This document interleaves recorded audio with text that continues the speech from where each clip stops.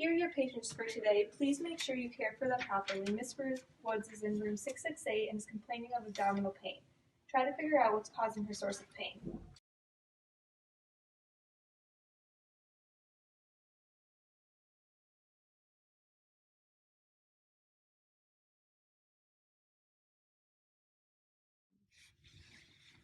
Hi, I've been assigned to Mrs. Woods. Can you give me any advice on how to care for her properly? She's a very nice woman. She's getting anxious and just wants to know what's going on. So try to develop a trusting relationship with her and make sure you put caring first. Also, try to instill some faith and hope in her and create a supportive environment. Great, thank you. Make those my objectives along with helping to find her source of pain and minimize it.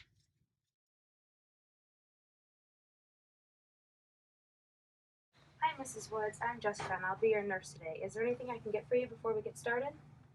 No, thank you, and please call me Amy. I just want to know what's going on with my pain. My anxiety is getting worse the longer I sit here. My goal is to find out what is going on with me. Don't worry, Amy. You can trust me.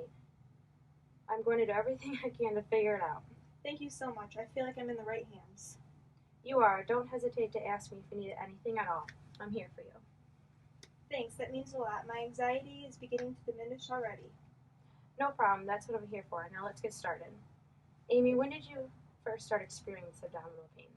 About a week ago. It seems like it's getting worse every day. I think it might be menopause. Okay, how about I perform some tests to see if this is an obstruction or menopause? Either way, you'll find out by the end of the day. That would be great. To begin, I'm going to get some blood from you to test. Is that all right? Yeah, that's fine. Great. Okay, I'm just going to put this IV in just like this. How are you feeling? I'm good. Thank you for asking. Okay, just like that, we're done. That was quick. Thanks, Jessica. Now I'm going to take you to get an x-ray of your abdomen and pelvic regions. This will be simple and quick. I'm just going to lay a vest over you once we're in there, and then I'll step out of the room, and you'll be done. Okay. We're all done. Let me just get these results back, and I'll be back with them as soon as they're finished. Is there anything I can get you in the meantime? No, thank you.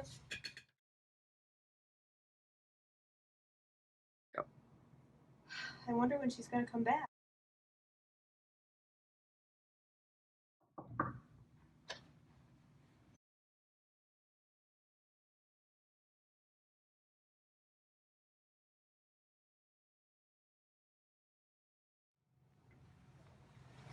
I'm so sorry for such a long delay, Amy. I've been out with other patients, and I've been recording the results.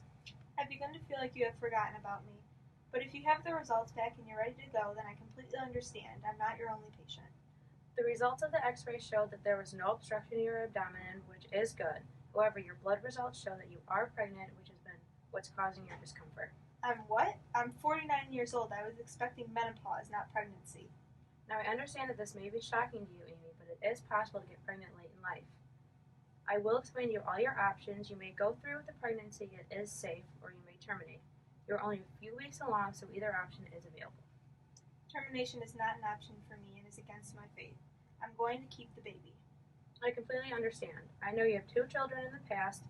If there is any information I can recall for you. No, but thank you for being so supportive.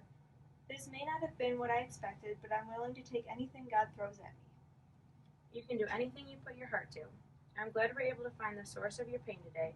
I will bring in your OBGYN to come give you more information, and you can set up your future appointments with her. Thank you for all your help today and helping me solve my problems. I appreciate your hard work. You're very welcome. The OBGYN should be in soon. Have a wonderful day, Amy.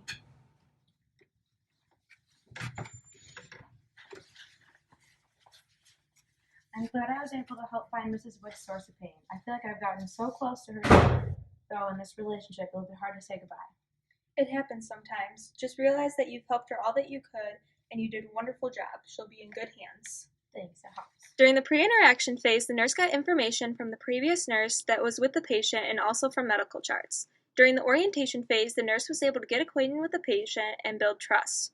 Miss Woods allowing the nurse to call her Amy is a form of trust and relationship building. They also worked together to establish goals. During the working phase, the nurse and patient continued to have a trusting relationship and created a supportive environment. They worked together on meeting the goals of the patient. During the termination phase, the nurse made sure that all goals were met. The patient felt that she was properly cared for and referred to someone that could help her with the rest of her pregnancy. She also reviewed the feelings of the relationship. Examples of nonverbal communication that was used was when the nurse smiled, touched Mrs. Wood's shoulders, and made eye contact with her while speaking. Examples of verbal communication that was used is when the nurse explained procedures to Mrs. Woods with a clear tone of voice, and when she was speaking with Mrs. Woods about her anxieties, she used a soft, sympathetic tone. A few bridges and barriers were also demonstrated during the relationship. A barrier during the orientation phase was when Miss Woods was experiencing anxiety. A bridge used to help her get past this barrier was when the nurse was able to talk with Miss Woods about her anxieties and help her feel more at ease. Another barrier that happened throughout the relationship was during the working phase. The nurse told Miss Woods that she would be back soon, but instead she was gone for hours with other patients while Miss Woods needed her. To overcome this barrier, the nurse rushed back to the room as soon as she realized Mrs. Woods' results were in, and she was able to apologize. Miss Woods was very understanding and forgave her. Lastly, during the termination phase, the nurse felt like she had gotten too close to the patient and it would be hard to leave her. This barrier was resolved when the nurse talked with her supervisor, creating a bridge.